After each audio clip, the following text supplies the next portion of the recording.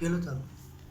गुरुर्ब्रह्मा गुरुर्विष्णू गुरुर्देवो महेश्वरा गुरु साक्षात् परब्रह्म तस्मै श्री गुरवे नमः. शंकरं शंकराचार्यं केशवं बादरायणं सूत्रभाष्यकृतौ वन्दे भगवन्तौ पुनः पुनः.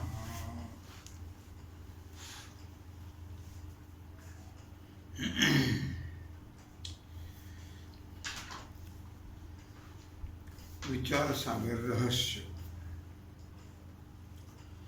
तरंग चौथा,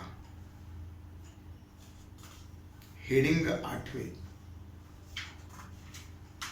सत्ख्यातीबद्दल शंका आणि समाधान. पाठ क्रमांक 26. आपण आतापर्यंत 5 ख्यातीचा विचार केला. असत्ख्याती, आत्मख्याती, अन्यथा ख्याती आणि अख्याती आणि सत्ख्याती. 5 ख्यात्यांचा विचार केला आतापर्यंत. आता शिष्याला शंका आली सत्ख्यातीबद्दल, तर तो शंका आपली सद्गुरूच्या पुढे मांडतो आहे. तो म्हणतो, महाराज, सत्ख्याती मत असंगत आहे, तुम्ही असं म्हणता, तर रज्जू सर्प शुक्ती रजत यांच्या ज्ञानाच्या वेळी कोणतं मत योग्य आहे? मग ते कृपा करून सांगा. श्रीगुरु म्हणतात, हे शिष्य, वेदांत पक्षाचं मत अत्यंत शुद्ध आहे. ते अनिर्वचनीय ख्याती मानतात. 6वी अनिर्वचनीय ख्याती आहे. आणि वेदांत मतामध्ये अनिर्वचनीय ख्याती मानतात. अनिर्वचनीय ख्याती सत असत विलक्षण, सतही नाही आणि असतही नाही, असं सतसत विलक्षण त्याला म्हणतात अनिर्वचनीय ख्याती.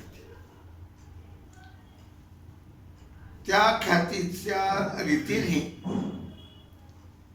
भ्रमकालीन भासणाऱ्या सर्पाची आणि त्याच्या ज्ञानाची संगती उत्तम लागते. सर्प केव्हा भासला? भ्रम झाला. तेव्हा भ्रम केव्हा झाला? नेत्रदोषाने. नेत्रदोष केव्हा निर्माण झाले? मंद अंधकारामुळे. बरोबर, कळलं? आता शिष्य म्हणतो, श्रीगुरु महाराज, अनिर्वचनीय हा शब्द ऐकल्याबरोबर मला तर पहिलं कसं तरीच वाटलं, चमत्कारीच का वाटलं. कारण अनिर्वचनीय म्हणजे कथन का सांगणं असा अर्थ आहे. कथन किंवा सांगणं. काय निर्वचन? निर्वचन म्हणजे कथन किंवा सांगणं. आणि अनिर्वचनीय म्हणजे सांगता येत नाही किंवा सांगता येण्यासारखं नाही. उपसर्ग लागला ना निर्वचनाला. म्हणजे एकंदरीत वेदांत्यांना रज्जू सर्पाबद्दल काहीच सांगता येत नाही असा अर्थ मनात येतो. मग ही अनिर्वचनीय ख्याती सांगितली ती कशा करता? का सांगितली? श्रीगुरु म्हणतात, हे शिष्य, लक्षात आलं का शंका? अनिर्वचनीय शब्दाचा शाब्दिक अर्थ तू केलास, तो एका दृष्टीने बरोबर आहे. पण अनिर्वचनीय या शब्दाचं तात्पर्य काय आहे ते अनिर्वचनीय ख्यातीची रीती तुला समजली म्हणजे तुझ्या बरोबर लक्षात येईल. तोपर्यंत येणार. शिष्य म्हणतो, महाराज मग त्या अनिर्वचनीय ख्यातीची रीती कशी आहे ती कृपा करून सांगाच, म्हणजे माझ्या लक्षात येईल. कारण कोणतीही गोष्ट सांगितल्याशिवाय ऐकल्याशिवाय लक्षात येत नाही. व्यवहार असो नाही तर परमार्थ असो. श्रीगुरु म्हणतात, सांगतो ऐक. रीत थोडीशी अवघड आहे, म्हणून लक्ष देऊन ऐकलं तर कळेल. नेहमी लक्षपूर्वक ऐकावं लागतं. म्हणून माऊली म्हणतात, तरी अवधान ऐकले तिचे, मग सर्व सुखाशी पात्र होईजे. हे प्रतिज्ञोत्तर माझे उघड ऐका. मी तुम्हाला प्रतिज्ञापूर्वक सांगतो, एकाग्रतेनं ऐका. तरी अवधान ऐकले दिजे, म्हणजे एकाग्रतेनं ऐका, मग तुम्ही सर्व सुखाशी पात्र होईल. सर्व सुखाला तुम्ही पात्र व्हाल, ही मी प्रतिज्ञा करून सांगतो. पण एकाग्रतेनं ऐकलं तर. नाही तर उगं हुरग हुरण तुळजापूर, आवाजबाई इकडून पुंडूबाई तिकडून जोगा मागे चौकड, असं जर केलं तर मग होणार, ऐकणं का कळणार नाही. मग सर्व सुख कसं मिळेल. म्हणून तू आता काय कर, लक्षपूर्वक ऐक. मंद अंधकारामध्ये रज्जूवर सर्प प्रत्यक्ष भासतो, ही गोष्ट निर्विवाद आहे.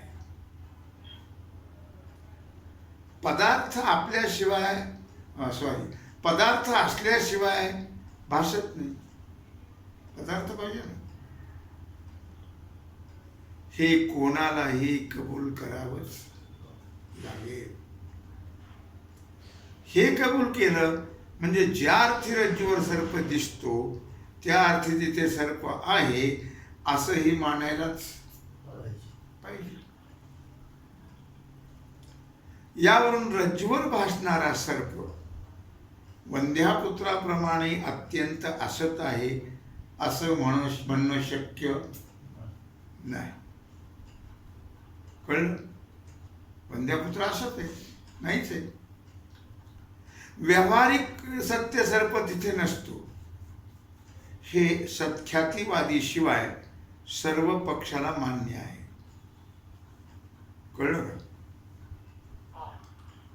जर सत्ख्यातीच्या मताप्रमाणे व्यावहारिक सर्प रज्जूवर होता असं म्हणावं तर रज्जूच्या ज्ञानाने त्याचा नाश होतो. तो कसा काय होईल.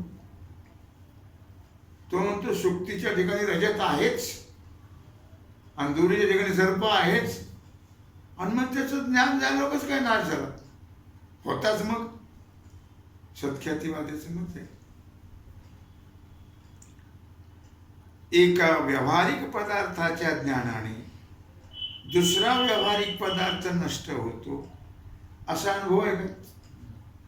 नाही. रज्जूवर भासलेला सर्प व्यावहारिक सत नाही आणि प्रत्यक्ष प्रतीत हो म्हणून वंद्यापुत्राप्रमाणे असतही नाही. कंस करायचा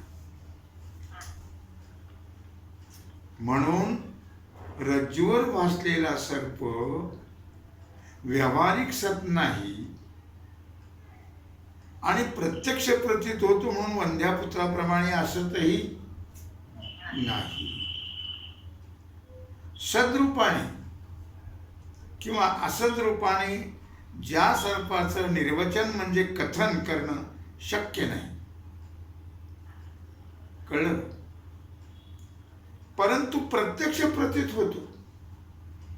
सदासत रूपाने कथन करणं शक्य नाही, पण प्रत्यक्ष प्रतीतीने येतोय ना. काय म्हणून सताहून विलक्षण. म्हणून सतही नाही आणि त्याच्याहून वेगळा. विलक्षण म्हणजे वेगळा. कसा. अनिर्वचनीय असा पारिभाषिक शब्द. काय कळलं का नाही. प्रत्यक्ष प्रतीत होतो म्हणून स्वतःहून विलक्षण आहे असं म्हणणं प्राप्त आहे. स्वतःहून विलक्षणच अनिर्वचनीय असा पारिभाषिक शब्द म्हणजे मिथ्या या अर्थी समजतात. मिथ्या या अनिर्वचनीय म्हणजे मिथ्या. सामान्यतः लोकांमध्ये मिथ्या शब्दाचा अर्थ नाशिवंत असं समजतात. कळलं? परंतु शास्त्रीय भाषेमध्ये मिथ्या शब्दाचा अर्थ स्वतःहून विलक्षण. काय? स्वतःहून विलक्षण म्हणजेच अनिर्वचनीय असा आहे. अशा अनिर्वचनीय म्हणजे मिथ्या पदार्थाला प्रातिभाषिक सत्तावान समजतात. कळलं? सत्ता किती आहे? 3. एक पारमार्थिक सत्ता, एक प्रातिभाषिक आणि एक व्यावहारिक.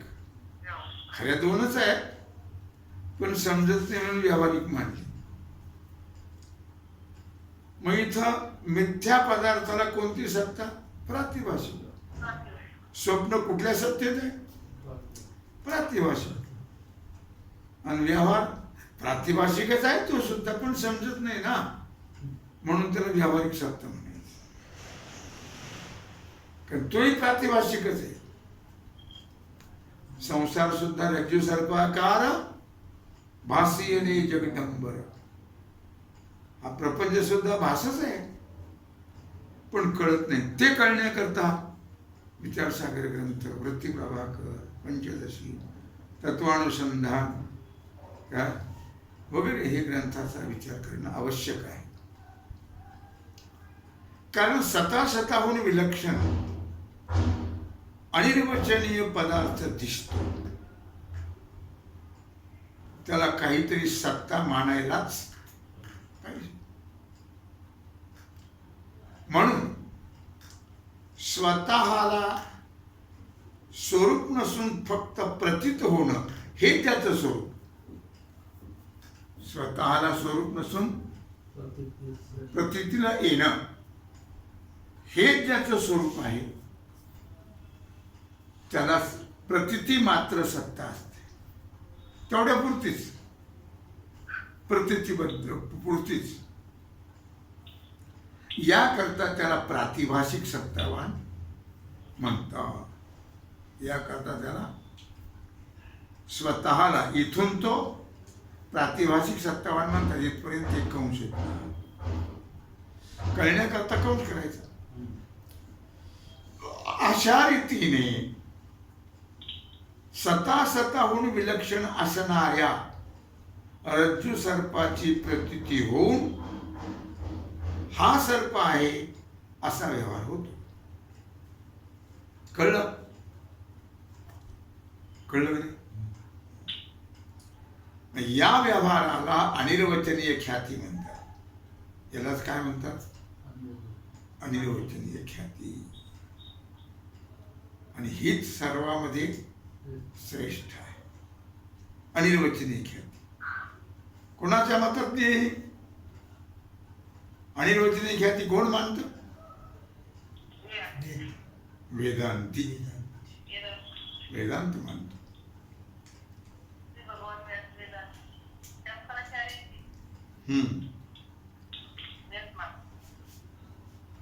म्हणजे ते दिसतात रज्जू सर्प. म्हणजे ते मनाला आपण दिसतात. ते दिसतं म्हणून तर ते सत्य नाही म्हणून दिसतं असं भास होतो. भासतं ते. हा तेच भास होतो. जेव्हा ज्ञान होतं तेव्हा ते म्हणून तर ते अनिर्वचनीय ख्याती म्हणायचं. श्रीगुरु शिष्य म्हणतो श्रीगुरु. आता अनिर्वचनीय शब्दाचा अभिप्राय समजला का? अनिर्वचनीय ख्यातीचा समजला का अभिप्राय? अनिर्वचनीय शब्दाचा नाही समजला. अनिर्वचनीय शब्दाचा अर्थ नाही कळाला. हा, अनिर्वचनीय. काय कळाला? म्हणजे नसणे. जे सतही नाही नाही आणि असतही नाही, हा. सत असत विलक्षण, त्याला म्हणतात अनिर्वचनीय. म्हणजे सत असताहून वेगळं, त्याला काय म्हणतात? अनिर्वचनीय. अनिर्वचनीय. कळलं अनिर्वचनीय शब्दाचा अभिप्राय. पण त्या रज्जूच्या ठिकाणी सर्प कसा आला, आला कसा, हे माझ्या लक्षातच आले नाही. भासला ना, त्याच्यावर दिसला ना, मग तो कुठून आला? तो शिष्य, हे काही मला कळालं, कृपा करून सांगा, अशी प्रार्थना आहे. श्रीगुरु म्हणतात, रज्जूच्या ठिकाणी दुसरीकडून कुठून सर्प आला आहे असं नाही,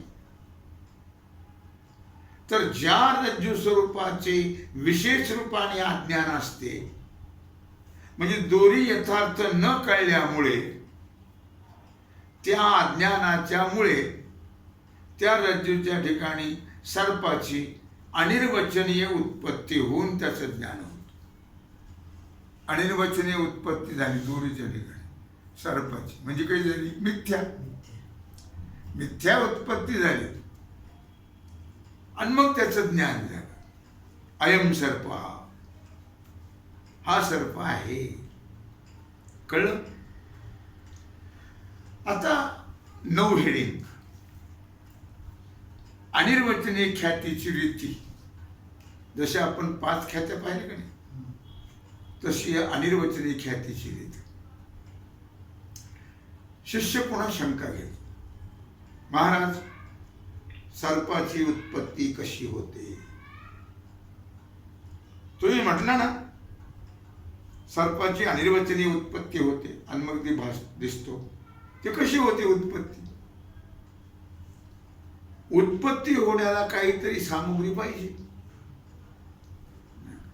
नुसतंच कशी काय उत्पन्न? कुठली वस्तू उत्पन्न होण्याकरता काही सामुग्री लागते. कवच उत्पत्ती होते? मनुष्य उत्पन्न होण्याला काय सामुग्री लागते? काय सामुग्री लागते?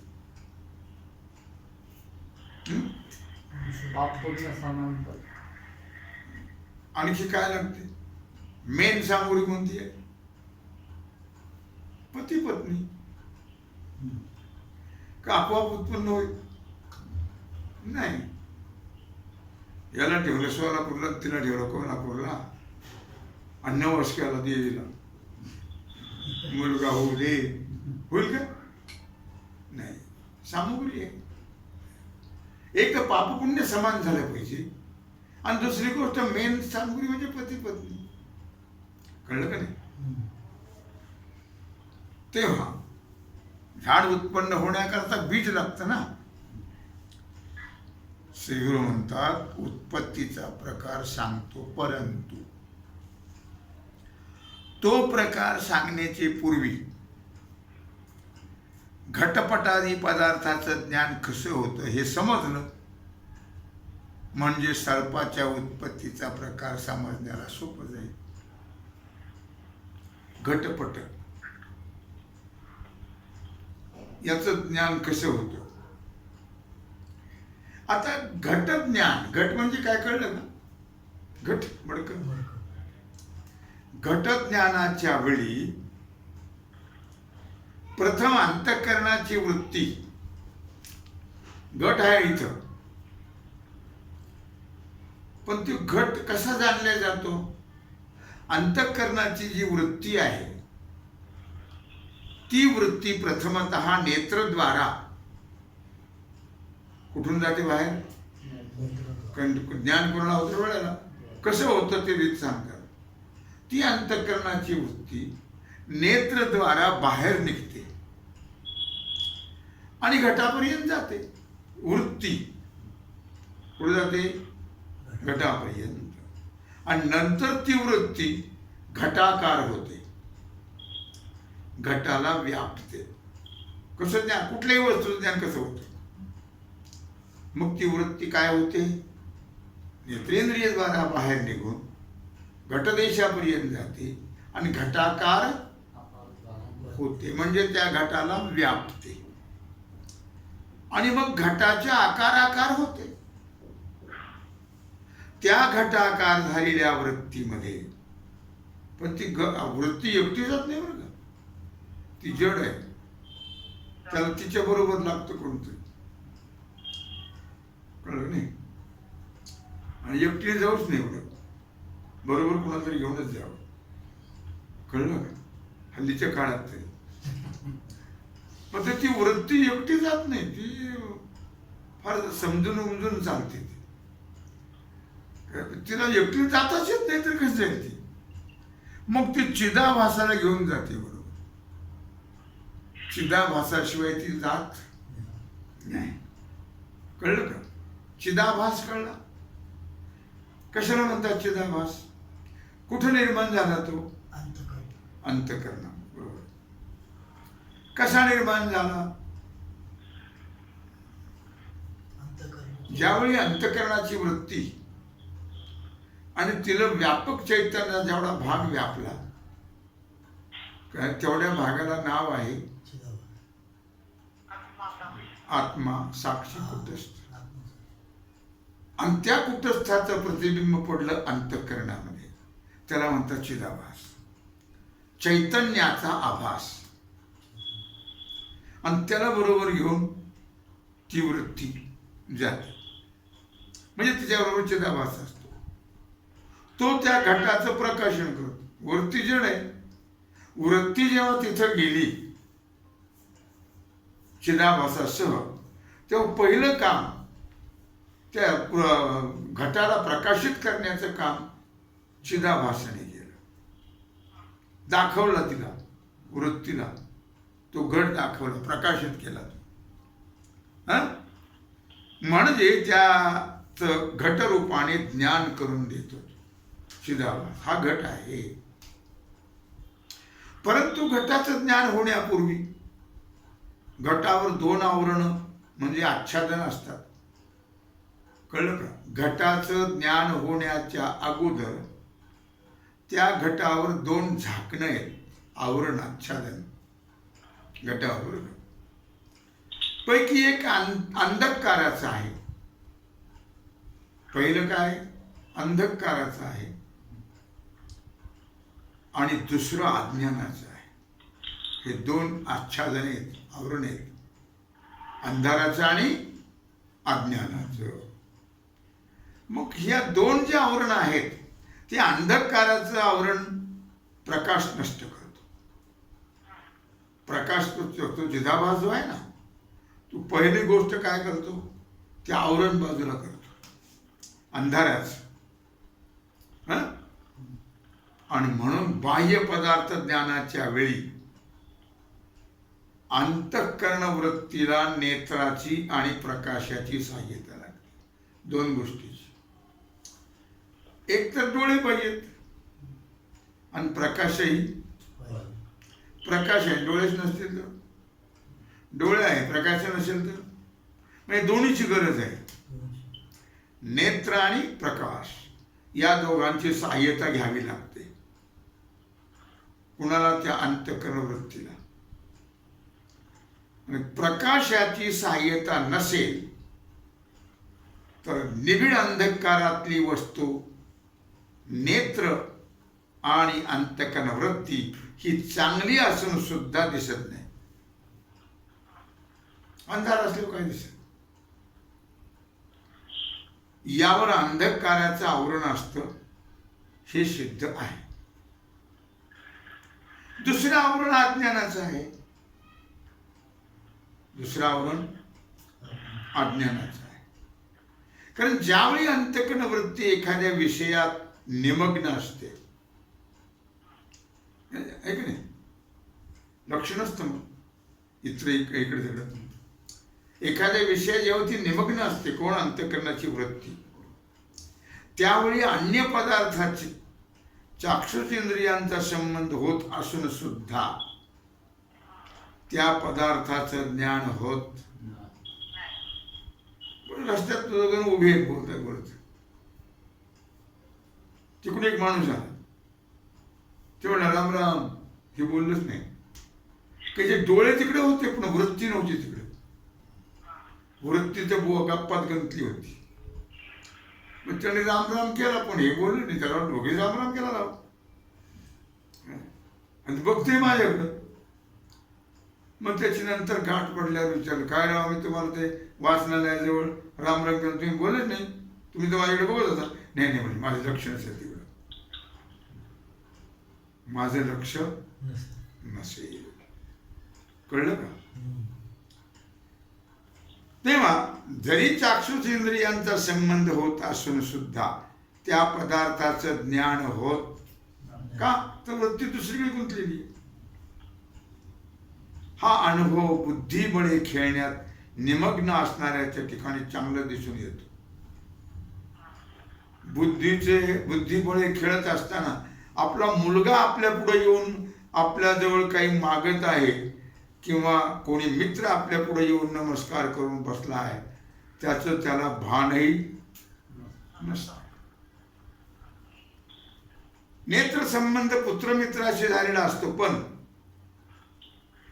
अंतःकरणाची वृत्ती मात्र त्या वजीर किंवा प्यादी यांच्या आकाराकार झालेली असते, ते सोंगटीच्या.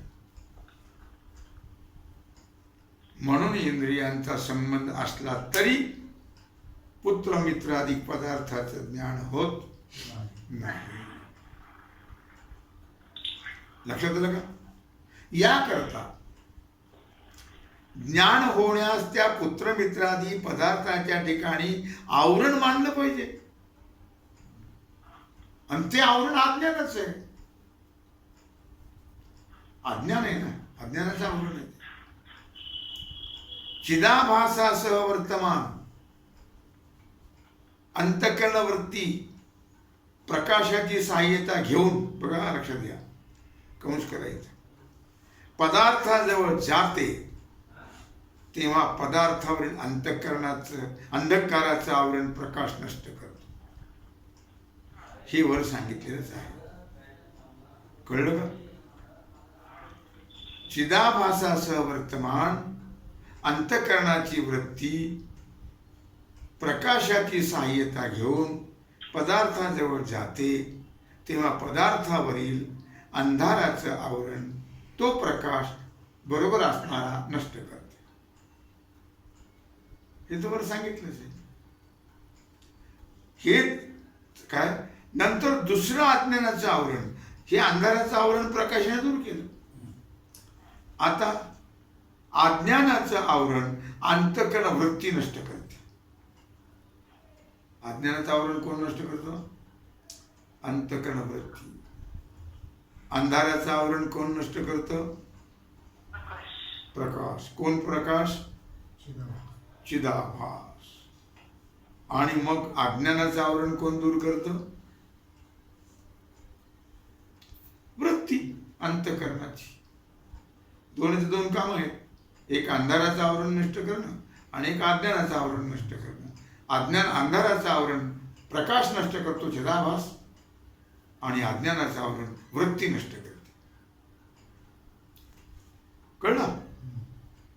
आणि मग त्या निरावरण झाले, दोन आवरण नष्ट झाले. आता मग त्या निरावरण झाले म्हणजे आवरण दूर झालेल्या पदार्थाचा अंतःकरण वृत्तीमध्ये असलेला चैतन्याचा आभास म्हणजे चिदाभास मग प्रकाश करतो. याचाच अर्थ चिदाभास त्या पदार्थाच्या आकाराचं ज्ञान करून देतो. पदार्थाच्या आकाराचं अयम घट हा असं ज्ञान करून देतो. हा घट आहे. सामान्य पाहणाऱ्याला इंद्रियांचा व पदार्थांचा संबंध झाल्याबरोबर ज्ञान होतं असं वाटतं. नाही, एवढ्या प्रक्रिया घडाव्या लागतात तेव्हा कुठं ज्ञान होतं. पाहिल्यावर तो कळलं, अरे मी एवढं घडलं झाला व्यवहार, तेव्हा कळलं. ते एकदम नाही कळत कोणती गोष्ट. पण वर सांगितलेल्या प्रकाराने अंधकाराचं आवरण प्रकाशाचं आवरण कोण करतं? अंधकाराचं आवरण दूर चिदाभास, बरोबर. आणि अज्ञानाचं आवरण कोण दूर करतं? अंतकरण वृत्ती, बरोबर. मग या आवरणाचा अंतकरण वृत्तीने अज्ञानाचा नाश झाल्यानंतर ती नाश केल्याशिवाय चिदाभासाकडून पदार्थाचं ज्ञान होणं शक्य. जरी त्याने अंधाराचं आवरण दूर केलं तरी अज्ञानाचं राहीलच. ती अज्ञानाचं आवरण अंतःकरणाची वृत्ती दूर करते, मग ज्ञान होतं वस्तूच. कळलं? चिदाभासाने जरी अंधार दूर केला तरी ज्ञान होतच नाही. तर अंतःकरण वृत्तीनं पुन्हा अज्ञानाचं आवरण दूर करावं लागतं, मग ज्ञान होतं त्या वस्तूचं. कळलं? अर्थातच हा आवरण नाशाचा बुद्धीचा व्यापार फारच अल्प काळात घडतो, फार थोड्या वेळात घडतो हा सगळा व्यवहार. म्हणून तर लक्षात येत नाही माणसाच्या व्यवहार कसा घडला तो. कुठे लक्षात येत नाही. पाहिलं तर खरं लगेच लगेच कसं पाहिलं, एवढा प्रक्रिया एवढ्या घडल्या आणि मग ते फार थोड्या वेळात एवढं सगळं घडतं आणि मग कळतं ते ज्ञान. म्हणून तो लक्षात येत नाही, एवढंच.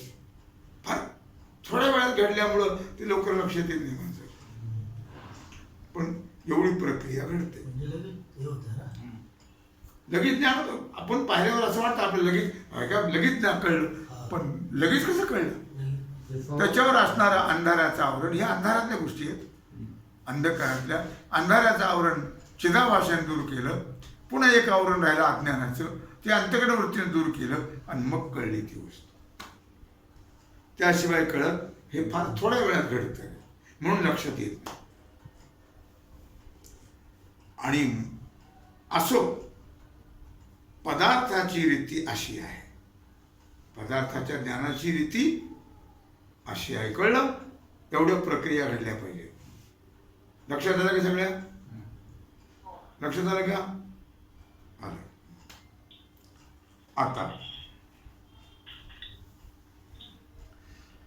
आता 10वं हेडिंग आहे अनिर्वचनीय पदार्थ उत्पत्तीचा प्रकार.